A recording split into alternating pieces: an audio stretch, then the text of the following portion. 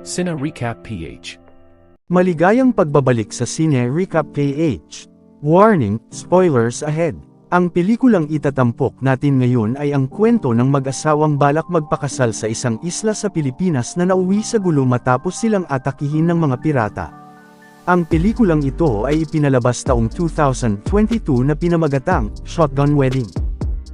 Bago tayo magpatuloy, paki-like ang video at mag-subscribe na din sa channel na ito. Maraming salamat. Sa isang island resort sa Pilipinas, napiling magpakasal ni Darcy Rivera at Tom Fowler kasama ang kanya-kanya nilang pamilya sa pinakamahalagang araw ng kanilang buhay bilang mag-asawa na talagang pinaghandaang mabuti ni Tom upang maging perpekto ang kanilang kasal. Hiwalay na ang magulang ni Darcy pero naroon ang kanyang ina. Dumating din ang ama niya kasama ang bata nitong kasintahan kaya hindi naging maganda ang bungad sa kanila. Nahuli naman ang dating si Tom dahil sa mga bagay na inaasikaso niya pa para sa kasal. Hindi ito masyadong gusto ng ama ni Darcy na alam naman niya sa sarili pero ganun pa man, tuloy na ang kasalan. Sandaling kinausap si Tom ng best friend niya, bigla namang dumating ang dating kasintahan ni Darcy na nagmula pang Bali matapos itong imbitahan ng kanyang ama kahit hindi ito pumayag. Upang hindi masaktan ang damdamin ni Tom sinabi niyang wala lang daw ito, ngunit nang lapitan siya ni Sean ay tila feeling close pa din ito kay Darcy. Nang kakain na ng hapunan nagsalita sandali ang ikakasal, subalit nang si Tom na ang magsalita hindi naging maganda ang kinalabasan kaya iniligtas ito ni Darcy sa kahihiyan.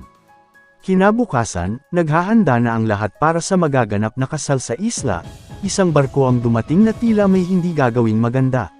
Sa loob hindi masyadong nasiyahan si Darcy sa suot niya na pamana ng ina ni Tom nung kinasal din ito bilang tradisyon, hirap siyang makahinga sa sikip kaya hindi niya ito masyadong nagustuhan. Nakatanggap na lang ng mensahe si Tom mula kay Darcy na mag-usap daw muna sila. Nakapasok na din ng isla ang mga pirata na naghahanda ng umatake. Samantala nagkita muna ang dalawa para mag-usap, inakala ni Tom na ayaw nang ituloy ni Darcy ang kasal na nauwi tuloy sa pagtatalo. Gusto lang naman kasi ni Tom na magmukhang perpekto ang kasal, ngunit pakiramdam niya walang pakialam si Darcy.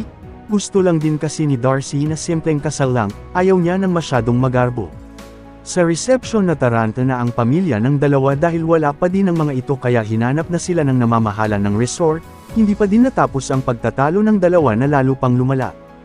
Itinapon ni Darcy ang singsing na ibinigay ni Tom pero nasalo ito ni Tom. Nagalit lalo si Darcy at iniwan siya doon.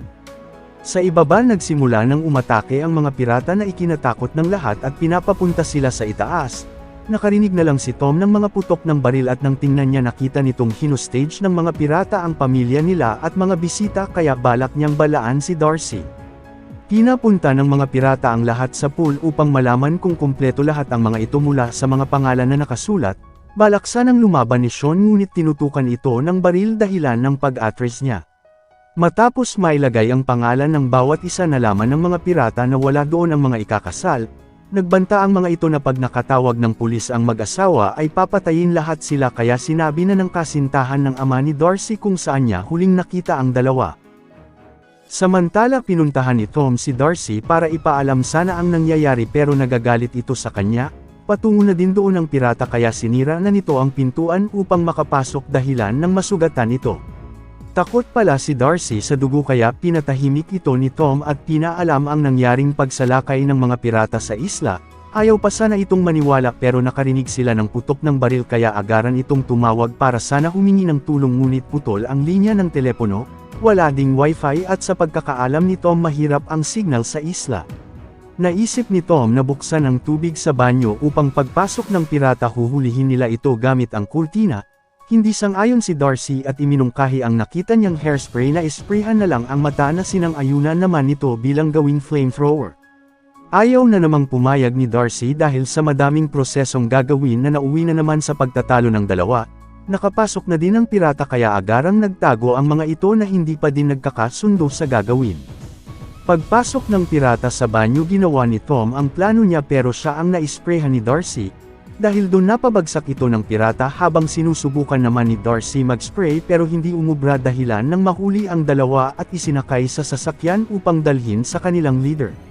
Sa ibaba hinahanap ng pinuno ng pirata ang ama ng nobya ng ikakasal, dahil balak nilang humingi ng ransom money na $45 million para sa kalayaan nilang lahat.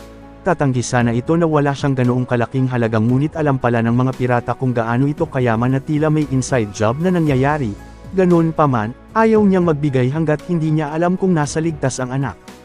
Kasalukuyan na ngayong isinasama ang dalawa ng mga pirata, masyado namang madaldal si Darcy kaya pinatahimik ito pero talagang ayaw itong magpaawat at humingi pa ng sigarilyo. Naingayan na ang mga pirata sa kanya kaya napilitan na silang bigyan ito. Sinadya pala ito ni Darcy upang masunog niya ang mga pirata na agarang nagsibabaan, wala na ngayong nagmamaneho kaya dumiretso sila sa kakahuyan na bangin na pala ang dulo. Agarang sinira ng dalawa ang pinagtalian sa kanila upang makaligtas, ngunit sumabit ang gown ni Darcy pero tinulungan ito ni Tom. Nakaligtas ang dalawa subalit pinagbabaril naman ito ngayon ng pirata. Agarang nagtago ang mga ito sa kakahuyan at nang makahanap ng pagkakataon sinugod nila ang pirata at nagawa nila itong mapabagsak. Ngunit naglabas pa ito ng granada, pinagtulungan ng dalawa ang pirata hanggang sa maagaw nila ang pampasabog at hindi rin sadyang mapatay ito ni Tom na ikinatakot ang nagawa na baka makulong pero sinabihan siya ni Darcy na self-defense lang ang ginawa niya. Hawak-hawak na ngayon ni Darcy ang granada, nang malaman ni Tom na wala na pala itong pinatakot silang baka masabugan kaya binalaan niya itong wag bibitawan at nag-isip ng paraan. May nakatago palang telepono si Darcy pero walang signal, balak nilang maghanap para humingi ng tulong sa otoridad. Ngunit habang naglalakad bigla itong nadapa, buti na lang hindi niya nabitawan ang pampasabog, nagkaroon na din sana ng signal pero nawala din ito agad. Naisip ni Darcy na umakyat pa sa mas mataas para maghanap ng signal, nang makarating na sila doon nagkaroon na sana ng signal subalit nakita sila ng mga pirata at pinaputukan kaya nahulog ni Darcy ang telepono. Nang makita nila ang zipline sumakay ang dalawa para tumakas, ngunit patuloy pa din silang pinapaputukan kaya ihinulog na ni Darcy ang hawak niyang granada dahilan nang napatay niya ang dalawang pirata. Subalit pinuproblema nila ngayon kung paano ang ligtas na paghinto. Sa pangunguna ni Darcy ay maayos na nakababa ang dalawa. Natagpuan na lang din ng pinuno ng pirata na patay na ang mga tauhan niya, dumating din ang kasamahan nitong sinunog ni Darcy na galit at gustong gumanti. Nakita naman ng dalawa ang pamilya nilang bihag ng mga pirata, dahan-dahang dumaan ang mga ito sa ilalim upang hindi makita at nagtungo sa kusina para maghanap ng kutsilyo upang putulin ang tali sa kanilang mga kamay. Ngunit masyado itong matigas, nakakita si Tom ng machine na pangputol pero ayaw pumayag ni Darcy dahil masyado itong delikado, mapilit si Tom dahil wala ng ibang paraan kaya nasugatan ang kamay niya, nagsisigaw naman ngayon si Darcy nang makakita ng dugo dahilan nang marinig sila ng pirata at nawalan din ito ng malay sa takot. Pagpasok ng pirata agarang nagtago si Tom, nang magkamalay si Darcy nasa harap na niya ang pirata pero dumating si Tom at hinarap ito. Naglaban ang dalawa habang nahimatay ulit si Darcy nang makakita siya ulit ng dugo, patuloy pa ding nakikipaglaban si Tom hanggang sa di sadyang mapatay niya ulit ang kalaban. Nagising na din si Darcy na inakala niyang iniwanan siya ni Tom na hindi naman ito gagawin, pagkatapos binawasan niya ang kasuotan upang makakilos ng maayos habang may nakuha naman si Tom mula sa pirata. Sumunod na eksena nagtungo ang dalawa sa opisina ng namamahala sa resort para humingi ng tulong. Ngunit wala pa ding internet connection ng computer nito at paparating na ang mga pirata sa kinaroroonan nila, buti na lang iniligtas sila ng namamahala sa resort na nagtatago lang sa ilalim. Agarang ginamot ni Darcy ang sugat ni Tom habang ikinikwento ang nangyari sa kanila kung paano sila nakaligtas, takot na takot ang namamahala kung bakit naroon pa din ang mga pirata dahil yung huling umatake sa isla ay 20 minuto lang. Nagulat si Darcy sa nalaman na hindi lang pala ito unang beses na nangyari sa isla, alam din pala ni Tom ang kwento dahil siya ang nag-book sa resort kaya nagalit si Darcy dahil wala man lang itong sinabi sa kanya na nauwi na naman sa pagtatalo at sinisisi niya si Tom na nalagay sa kapahamakan ang pamilya niya. Nang may dumating na pirata sa itaas, pinakinggan nila ang usapan ng mga ito at nalaman ng namamahala sa resort na hindi sila mga Pilipino base sa lengguwahe. Upang makabawi kay Darcy naisip ni Tom na sumuko na lang bilang siya ang may kasalanan sa lahat ng nangyari, pinigilan siya ni Darcy pero hindi na ito nagpaawat at tinakpan niya ang daan upang hindi mahalata ng mga pirata saka ito sumuko. Nang dalhin siya sa pinuno ng mga ito hinahanap sa kanya ang nobya pero tinatanggi ni Tom na magkasama sila, Hinikayat din ito ni Sean na sabihin na ang kinaroroonan upang matapos na ang lahat. Kinausap ni Tom ang pirata sa lengguwahe ng Bolognese at naintindihan siya nito. Alam na ngayon ni Tom ang katotohanan. Binihag niya si Sean matapos niyang mapagtantong kasabwat ito sa mga pirata para makakuha ng pera sa ama ni Darcy. Pilit itong itinatanggi ni Sean kaya ipinakita ni Tom ang nakuha niyang imbitasyon mula sa napatay na pirata na nagmula ito sa kanya. Hinala din ng ama ni Darcy na dahil ito sa hindi niya pagbigay sa hinihinging investment, dahil doon napilitan ng umamin si Sean. Samantala biglang nakonsensya si Darcy sa mga sinabi niya kay Tom at sa pagbabaliwala nito sa mga ginawa para sa kanya, balak naman niya ngayon itong iligtas. Patuloy pa ding pinapagsalita ni Sean si Tom sa kinaroroonan ni Darcy, pero ayaw niya ring sabihin kaya sinaktan na ito ng pirata. Gumawa na ng istorya si Tom kung saan ito nagtungo matapos nilang magkahiwalay. Naniwala naman si Sean at balak itong hanapin pero isinama niya ang kasintahan ng ama ni Darcy bilang bihag. Habang naiwan sila doon biglang dumating si Darcy na may dalang shotgun. Galit na galit ito kay Tom sa pag-iwan sa kanyang ngunit inagaw ng pirata ang hawak niyang baril at pinagsama-sama lahat sila sa pool. Pinapaalam din sana ng pirata kay Sean na hawak na nila ang babae pero hindi nila ito narinig sa radyo.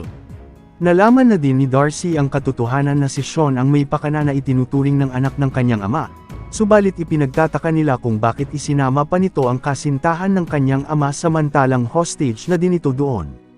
Lumapit ang ama ni Tom at pinakita ang kahinahinalang nakuhanan niyang video na may ugnayan pala ito kay Sean. Magkasabwat pala ang dalawa upang maisakatuparan ang kanilang mga plano, ngunit nang marating nila ang sinasabing lugar ni Tom nakita ng piratang napatay ang mga tauhan niya. Gusto na niyang putulin ang kasunduan nila ni Tom para sa kanya na lahat mapupunta ang makukuhang pera pero nilason ito ng kasintahan ni Sean at hinulog sa helikopter. Samantala planong agawin ni Tom ang granada mula sa pirata, kinumbinsi niya ang lahat na ituloy nila ang kasal kahit bihag sila ng pirata. Pinapatigil sila ng mga ito sa pagkilos pero nakipagsundo ang ama ni Darcy na kung hayaan niyang matuloy ang kasal ng anak ibibigay na niya ang perang hinihingi nila kaya napilitan na itong pumayag. Nang isasagawa na kunwari ang kasal upang bahagyang makalapit sa mga pirata, doon na nakipaglaban ang dalawa sa mga ito at nagawang makuha ni Darcy ang granada. Nagbanta si Darcy na papasabugan niya ito doon para damay-damay na lahat sila, dahilan ng sumuko ang isa at tumakas naman ang isa pa. Nang makalayo ito pinaputukan sila ng pirata na ikinatakot ng lahat, pero pinulot ng ina ni Tom ang baril sa kaginantihan ng pirata. Hinagisan din nila ito ng pampasabog kaya napatay nila ang kalaban at pinagtago ang lahat. Agarang nagtungo si Tom at Darcy sa mga nakadaong na bangka upang humingi sana ng tulong sa kabilang isla, subalit dumating si Sean at pinaputukan ang dalawa kaya nagtago na ang mga ito. Nakipagbarilan na din si Tom kahit hindi marunong hanggang sa maubusan ito ng bala. Hinarap na niya si Sean upang masagawa nila ang planong makuha ang bangka at agarang tumakas na sinubukan namang habulin ni Sean. Nang patakas na sila sinalubong ang mga ito ng helikopter, nakakapit pala si Sean at pinahinto kay Darcy ang bangka.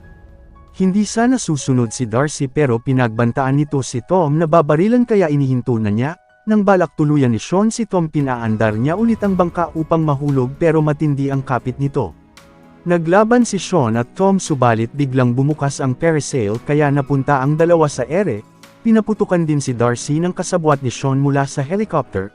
Nang makita ito ni Tom nag-zip siya pababa para tulungan si Darcy. Nang sundan sila ng helicopter pinutol ng dalawa ang tali kaya napunta ang parasail sa helicopter na ikinabagsak nito at ikinamatay ng dalawa. Kinalaunan nang makabalik na ulit sila sa isla, si Darcy na ang nag-propose kay Tom matapos niyang mapagtanto ang mga pagkakamali noon. Sa huli, dumating ang otoridad sa isla para hulihin ang mga natitirang pirata at natuloy na din sa wakas ang kasal ni Darcy at Tom. Dito na nagtatapos ang ating kwento, sana nagustuhan nyo. I-like ang video at mag-subscribe na din sa channel na ito. Maraming salamat sa panunood, hanggang sa muli. Paalam!